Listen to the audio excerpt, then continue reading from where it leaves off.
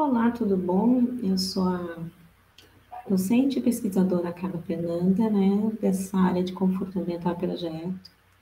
Eu resolvi trazer essa palestra que foi feita foi apresentada no segundo seminário de pesquisa em conforto ambiental lá na Universidade Federal de Sergipe, trazer ela nesse modo virtual para poder discutir e divulgar a minha bandeira da presença de árvores no meio urbano para melhorar essa questão térmica, né?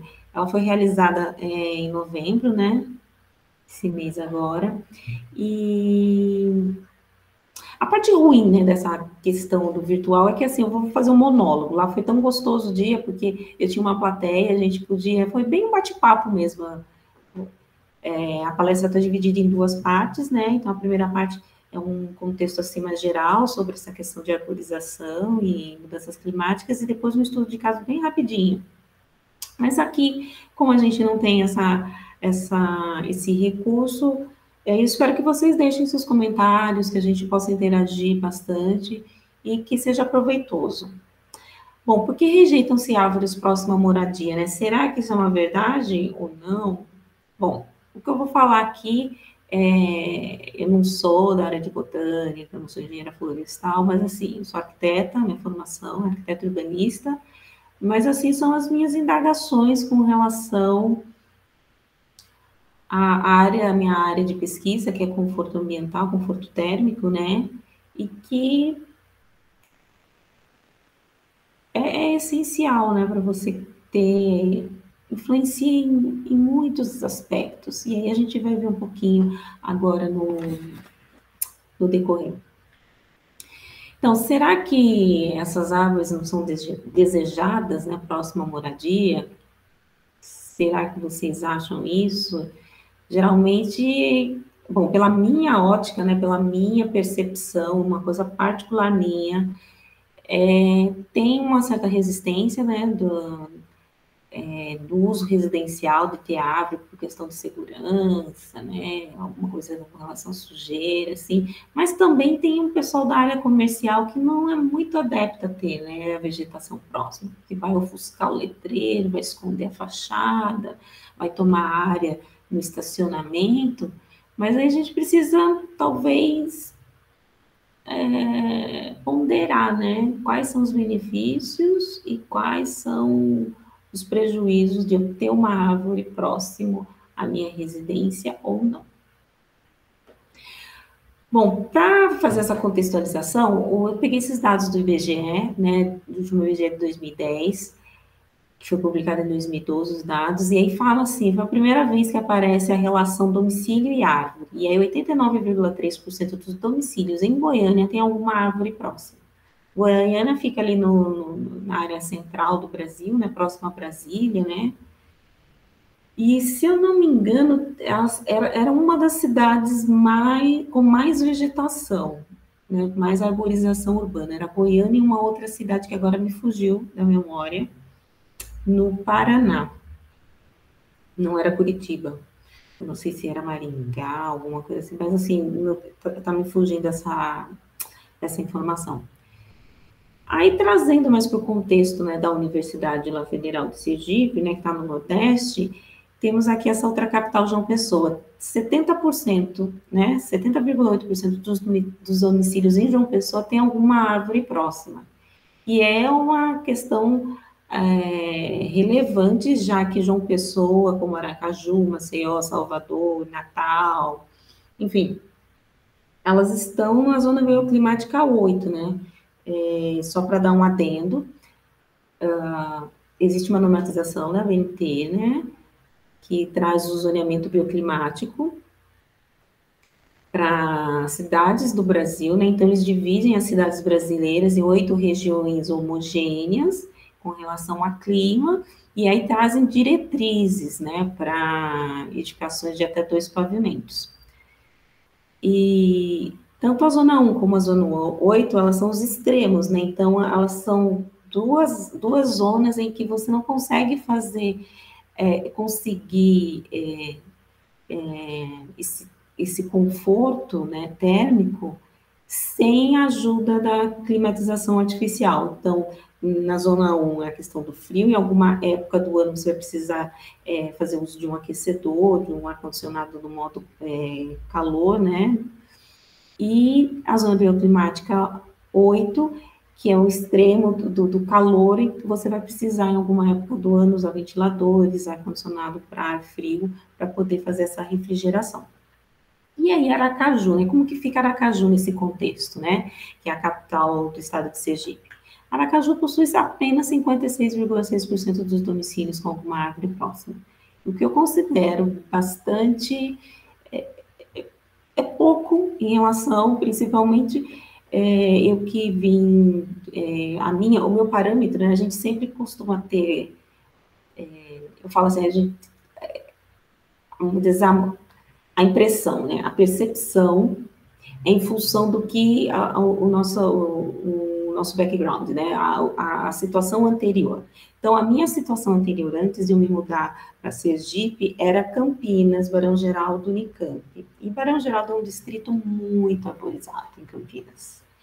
Acho que Barão Geraldo, Sousas, que é outro distrito, Joaquim Egídio, eles têm essa característica de não ter um alto adensamento, de ter mais áreas verdes, de ter mais árvores.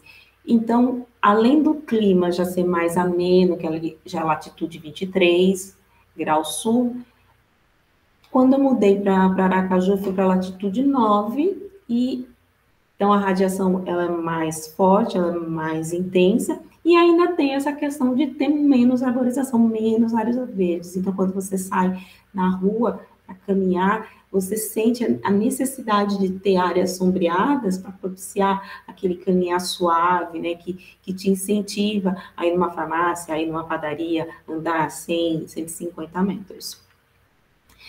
E aí, assim, desculpas nós temos, né? Porque são calçadas que não tem espaço, né? Mal tem espaço para a infraestrutura de iluminação ou sinalização.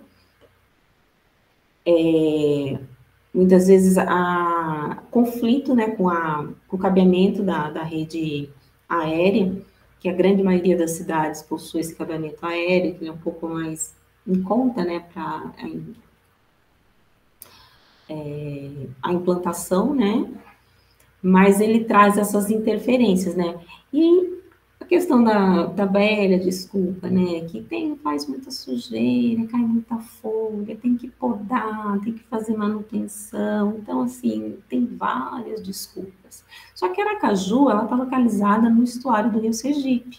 Então, tem muitos cursos d'água, muitos canais que vão desaguar no Rio Sergipe e, consequentemente, no Oceano Atlântico.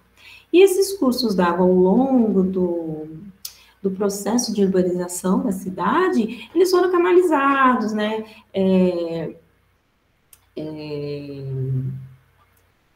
Impermeabilizados, foram houve um estreitamento desses cursos d'água sem levar em consideração em que nessa área, que é uma área mais propícia à inundação, né? Então a gente tem aquela região vegetação de mangue, né? Você tem essa oscilação da maré, você tem essa oscilação do nível, né, da água, né, de cheia e do nível mais baixo, e muitas vezes isso é negligenciado. E aí, assim, a natureza é cíclica, né?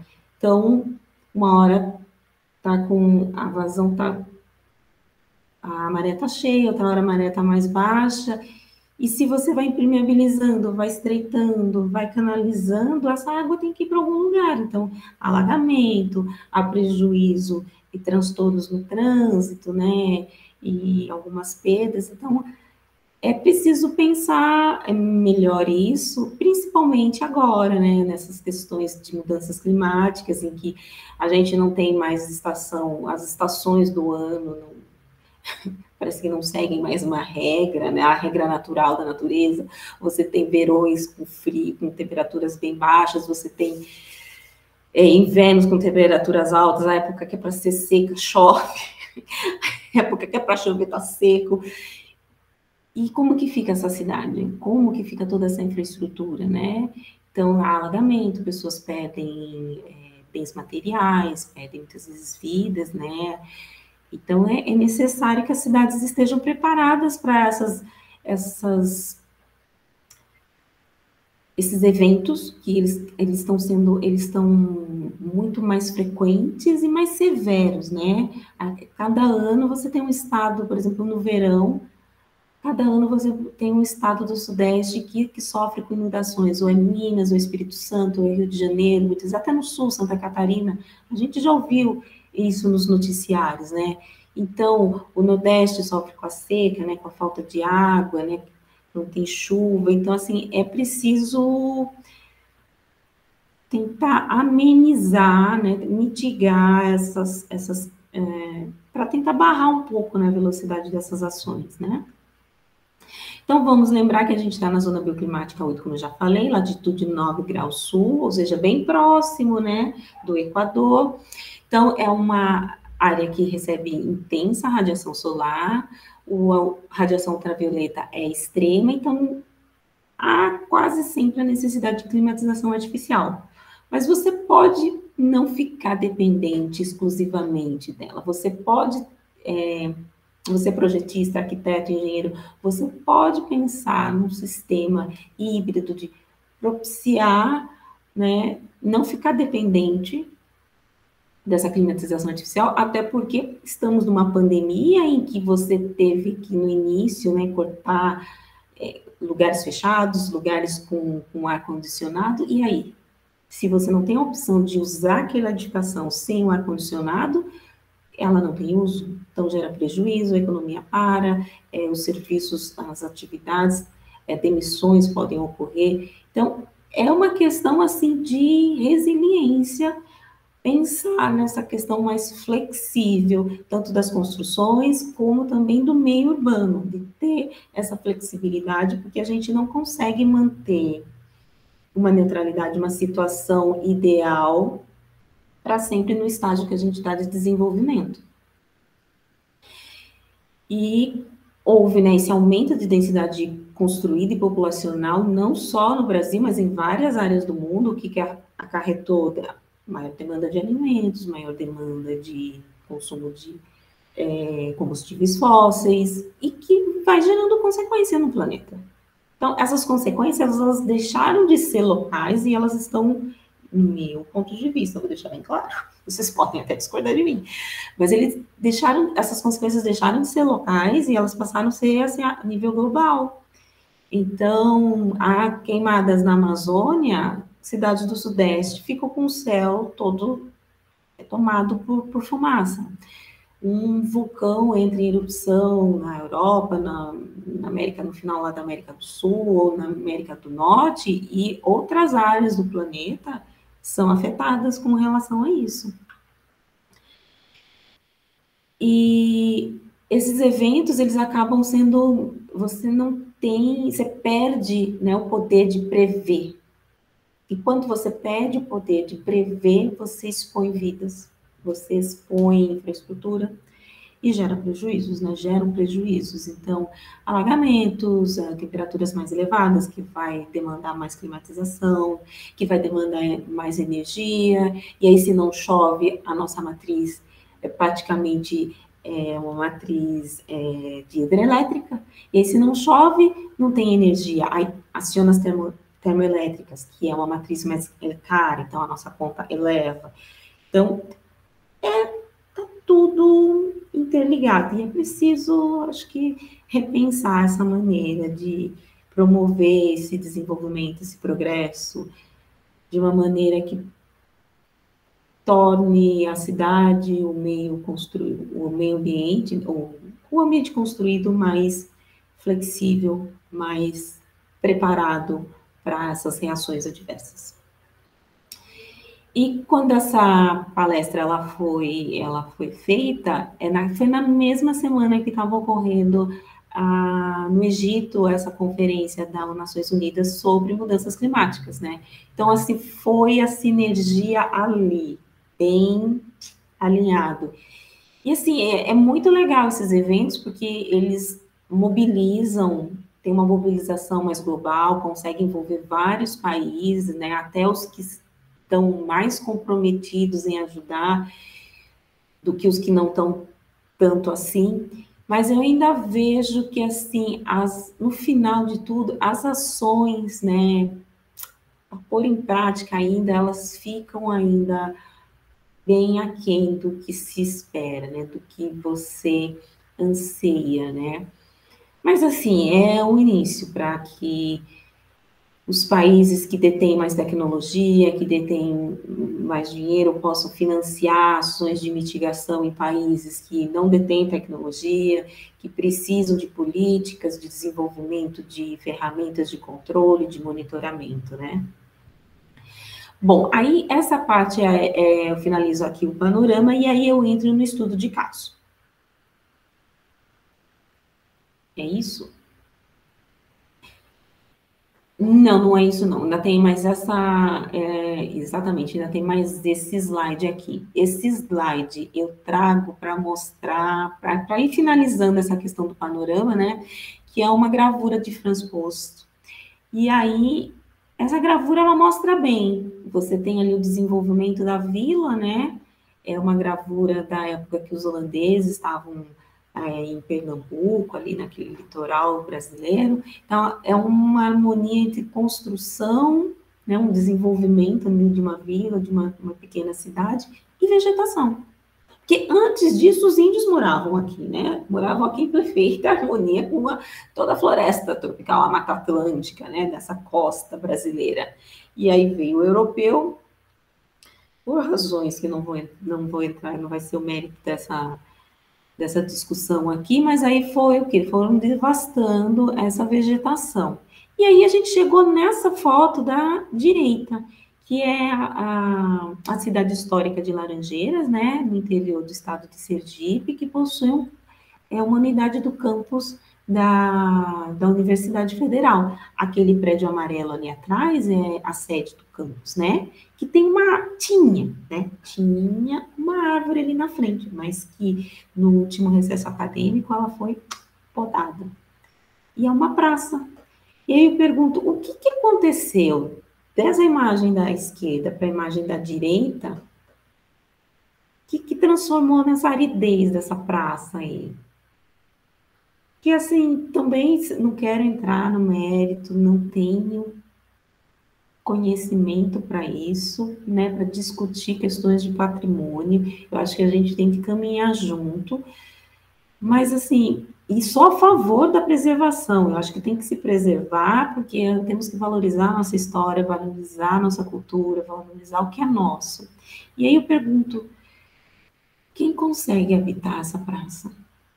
Com essa aridez, porque aquela árvore ali já não existe mais, só tem pedras e construções e é um estacionamento, né? Vira um estacionamento para carros, porque com toda essa hostilidade climática, você só se desloca de uma construção para outra, você não permanece no espaço público, você não se apropria desse espaço público, e aí o espaço público fica inseguro, não tem ninguém, ninguém liga, então, né, vai carecendo de manutenção, porque eu saio de um climatizado para ir para outro espaço climatizado, espaço interno. E a nossa realidade, a nossa ancestralidade não era isso daí. Então, essa preservação é preservação do quê? Eu pergunto. Uma preservação de uma cultura europeia? Porque uma praça árida desse jeito só tem senso se estiver na Europa, que faz -15, que neva, porque lá em Laranjeiras faz 32, 33 graus. E vocês estão percebendo nessa foto que o pavimento é uma pedra, né, que é extraída localmente, então tem essa questão da valorização ali da economia e dos recursos naturais locais. Essa pedra ela é clara, então ela reflete essa radiação solar. Então você tem a radiação direta do céu, né, da fonte primária que é o Sol, e você tem a refletida que vem das superfícies claras. Então, o desconforto térmico é maior ainda. E aí, será que a gente não consegue conversar com o patrimônio e resgatar essa história? essa pintura de Franz Post que conversa, né, essa Mata Atlântica conversa com o espaço público, é uma coisa para se pensar, não é? Então, fechando essa reflexão, estamos num clima tropical, então, o porquê dessa aridez? Que o que acontece lá também acontece em outras cidades históricas, e é essa questão de aridez total e como você se apropria do espaço público. Pensar que vegetação, ela não é só questão de humanizar projeto, de colocar um verdinho ali para ficar bonito para o cliente, para vender o projeto para o cliente. Vegetação é questão de você propiciar melhores condições térmicas, tanto no ambiente urbano como na construção. Você vai ter paredes, você pode ter coberturas sombreadas que vão transmitir menos carga térmica para o interior, vai exigir menos climatização. E aí fica a dica, quem sabe, resgatar essa ancestralidade nossa, né? Porque o Brasil não está em latitudes temperadas, o Brasil está, grande parte, né, das suas terras ali, o Nordeste, está em latitude tropical, então há essa necessidade de vegetação. Pronto, agora sim eu encerro essa parte de contexto, e aí agora eu entro na parte do estudo de caso. O estudo de caso, eu gosto de trazer essas duas imagens, porque lá em Sergipe nós não temos esse registro histórico do monitoramento do clima urbano.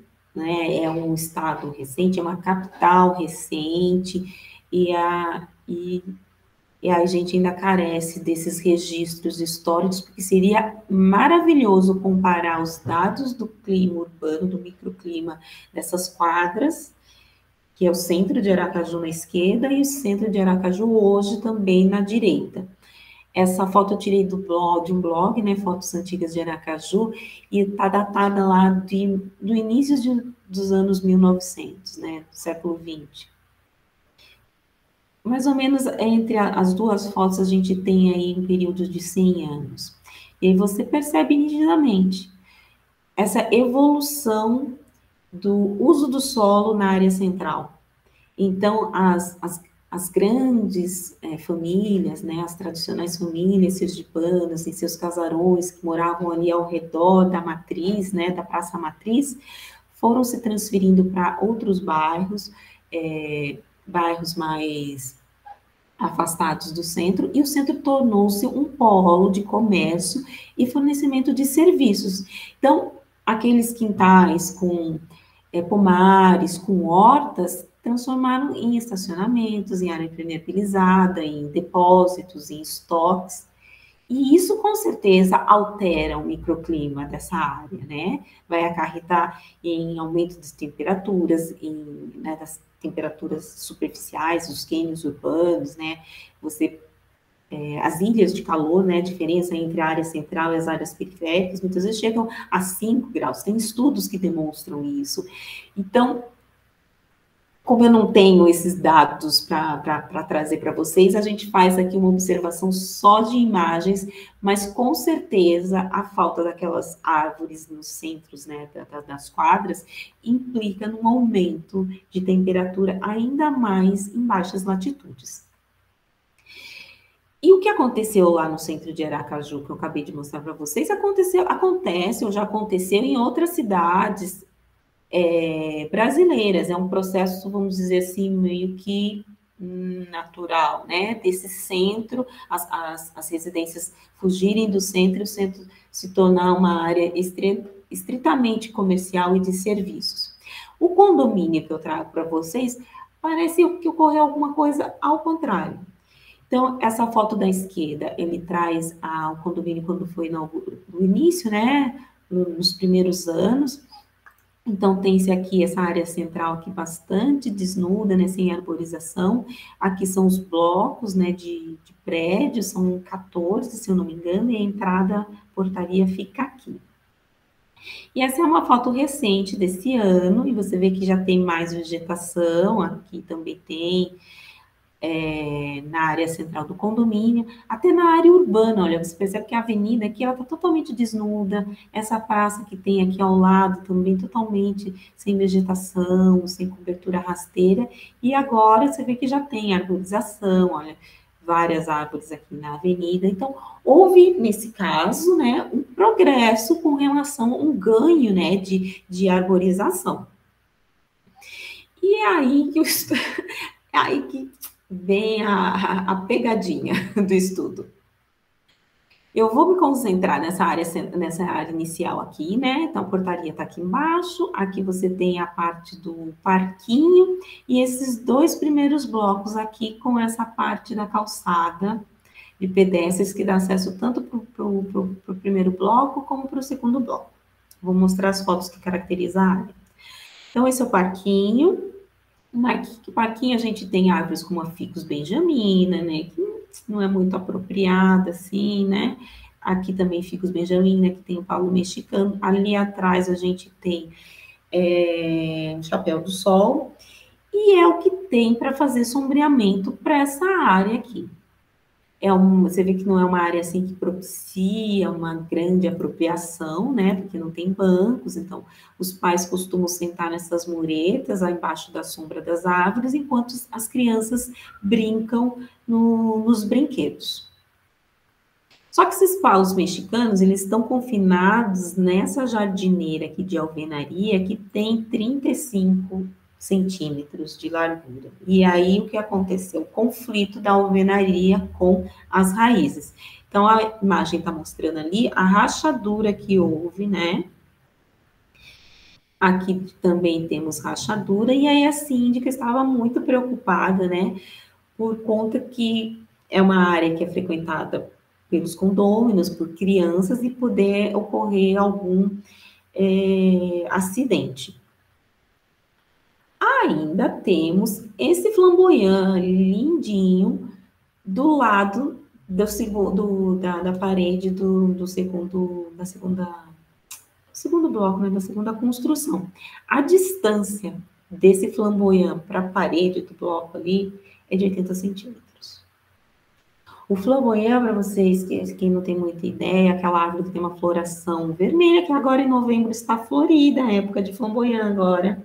Flamboyant está florida agora em novembro, tem árvore em tons de folhas, flores, tons de vermelho.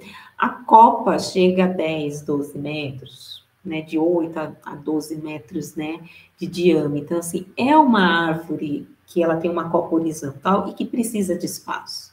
Tanto que a interferência dela durante o crescimento fez ela inclinar. Você vê do lado oposto ao que tem a construção por conta da interferência. E aqui tem uma outra árvore que, segundo a síndica, ela foi podada severamente 2 anos atrás. Eles tinham a intenção de, né, sumir com a árvore, mas aí ela brotou. Então, ela tá com essa copa um pouquinho ralinha, mas ela tinha uma copa mais exuberante. E aí, se vocês verem ali na marcação do slide, tem três caixas de passagem e tubulações hidráulicas. Então, assim, ela tá a 10 centímetros de uma das caixas, a 50 de outra.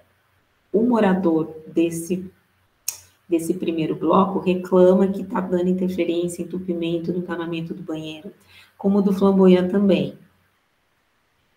E percebam também que essa árvore também houve o desvio por conta da interferência, porque elas precisam de espaço, né, gente, para crescer. Se você tem um elemento vertical, ela acaba desviando para poder ganhar espaço, para poder se desenvolver. E aqui, naquele acesso de pedestre, a gente tem um coqueiro plantado. Então, assim, você pode estar caminhando para o seu bloco e, de repente, um pouco cai na sua cabeça. Tem que ser muito sério, gente, muito sério. Não pode ser permitido, né, ficar criança, idoso, qualquer um que passe ali, um coco que caia dessa altura faz um estrago. Aqui também a interferência das raízes das árvores no pavimento, né? Então, a raiz está levantando o piso. E ali atrás eu acho uma coisa muito interessante. Eu não entendo por da necessidade de ter esse arremate em volta do tronco da árvore. Pensem comigo. Chove, a água cai nesse piso. Ela poderia infiltrar aqui para essa área sem cimento próximo do tronco. Mas aí tem o quê? Tem um obstáculo. Então, não dificulta a drenagem? Para que esse arremate aqui? É o quê? Estético? E acaba que não é funcional. Enfim, coisas que muitas vezes são reproduzidas e a gente precisa parar para pensar e falar qual é a função dessa muretinha? É para fazer estética ao arremate da árvore? É uma coisa a se pensar. Aí a síndica, né, nesse estudo foi feito soluções, um estudo para ver se tinha alguma maneira de não chegar a esse extremo, né, de precisar cortar a árvore, mas infelizmente essa árvore precisou ser cortada e segundo a orientação dos órgãos competentes da cidade, teria que haver o plantio, né, a reposição dessa árvore. E aí é a questão que fica. Nesse condomínio, diferente do que aconteceu no centro da cidade, houve um estímulo, uma ação espontânea da população em melhorar os ambientes de área livre, né, comuns a todos, e plantar árvores, vegetação, né, então tem plantinhas, arbustos. Só que precisa ser encarado o paisagismo, a arborização urbana, como uma ação profissional. Não pode ser feito assim, de uma maneira amadora. Porque você vê, a mudinha ela é pequena, mas é uma referência do indivíduo que vai se tornar adulto e vai atingir 10, 12 metros de altura, 15, vai ter copa de diâmetros consideráveis, que vai ter interferência com a garagem, que vai ter interferência com a edificação, que vai ter interferência da raiz com o passeio, né, com a calçada. Então, é uma ação, é uma atividade que necessita de um profissional, de um planejamento, para evitar que chegue nessa situação. Vocês concordam comigo que, assim, plantaram, aí houve todo esse estrago, danificou o banheiro a tubulação de um dos moradores. Se for plantar, acho que até grama nesse local, o morador é capaz de levantar a bandeira e falar: não, aqui não, eu não quero mais verde, eu não quero mais nada aqui, porque fica traumatizado. Vai achar que vai danificar.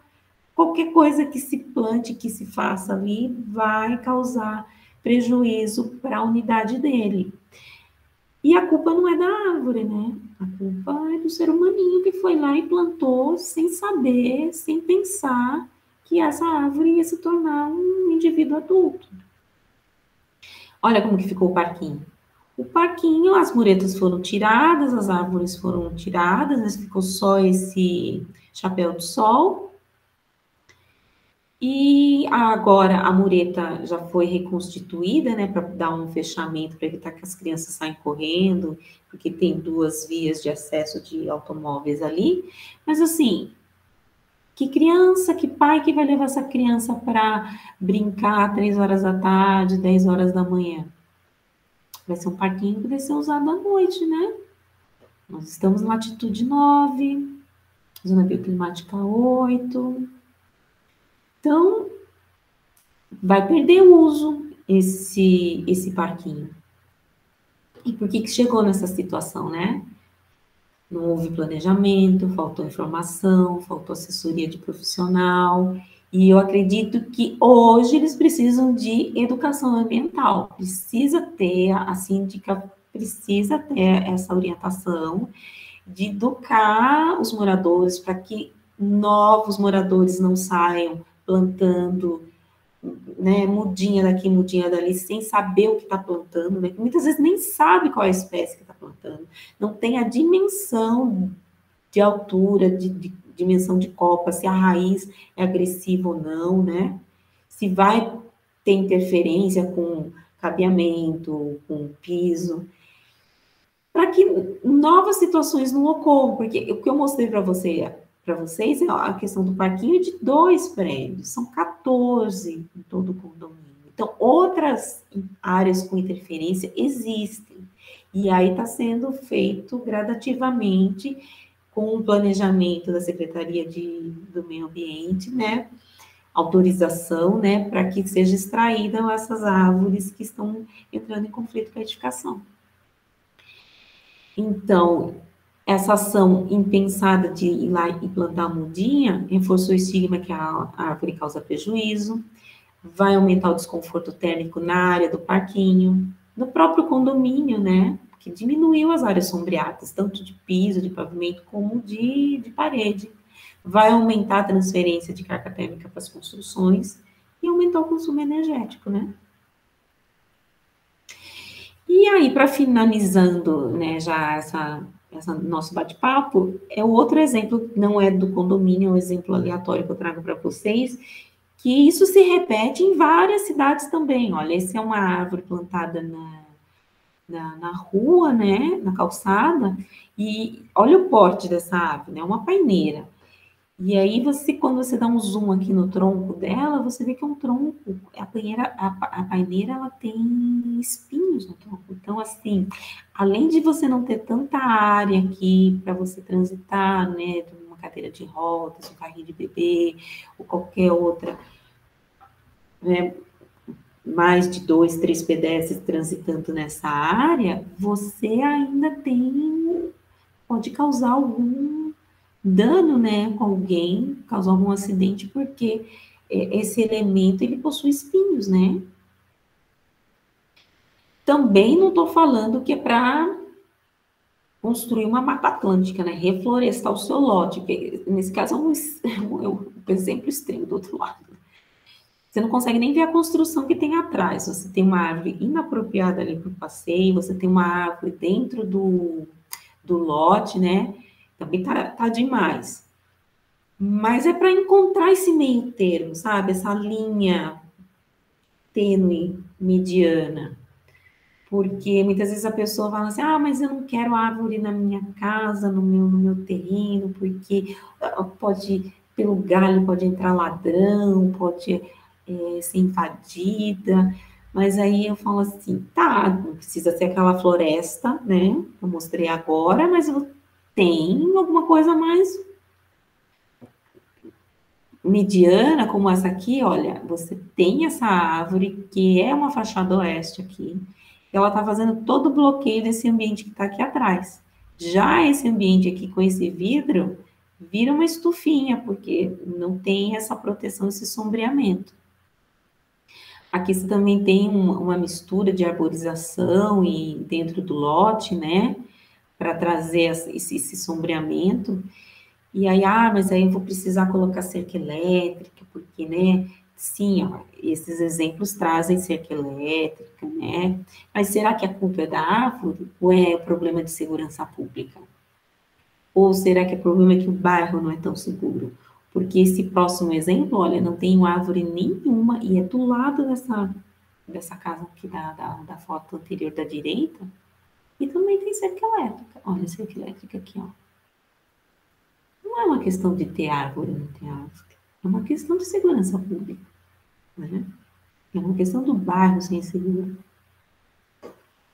Então, é pesar. Se eu tenho espaço no meu lote, que isso também é uma coisa, um privilégio, você ter um lote em que você também tem a área livre que você possa plantar árvore. Mas se você tem esse privilégio, para que você vai cimentar, né? É suja. Preciso podar? Vou ter que adubar? Sim, você também precisa pintar a sua casa, né? Porque senão prolifera bolores, mofos, fissuras. Você precisa limpar a sua caixa d'água, né? Pelo menos 2 vezes ao ano, senão você vai escovar os dentes com uma água contaminada, você vai tomar banho, vai cozinhar lavar a louça com uma água contaminada. Então, assim, faz parte, né? A manutenção faz parte da vida. Então, acho que é questão de pensar mais, né? Priorizar. E assim eu encerro essa reflexão que eu trouxe aqui para vocês. Eu espero que vocês tenham gostado. Se vocês quiserem deixar comentários aí embaixo do vídeo que vai ser postado, eu agradeço. A gente pode trocar algumas ideias. Se vocês quiserem seguir esse perfil, @ca2es, é um perfil do Instagram, eu sempre divulgo lá eventos relacionados com conforto ambiental, trago algumas reflexões. E aí fica aí essa reflexão para vocês, e aí agradeço a atenção, e até em uma próxima sombra, né, uma alameda sombreada como essa, se a gente achar por aí, tá? Brigadão.